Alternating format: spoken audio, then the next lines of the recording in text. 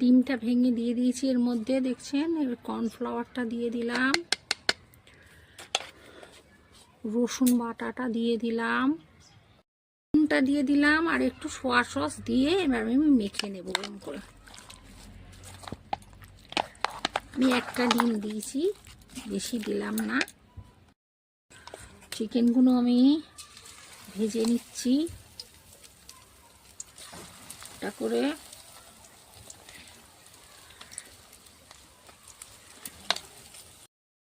হয়ে গেছে, নামিয়ে নিলাম পকোড়াগুলো। পেঁয়াজ আর ক্যাপসিকামটা দিয়ে দিলাম, চিলি সসটা দিয়ে দিলাম, আর একটু সোয়া সস দিয়ে দিলাম, টমেটো সসটা দিয়ে দিলাম, নুনটা দিয়ে দিলাম, জলটা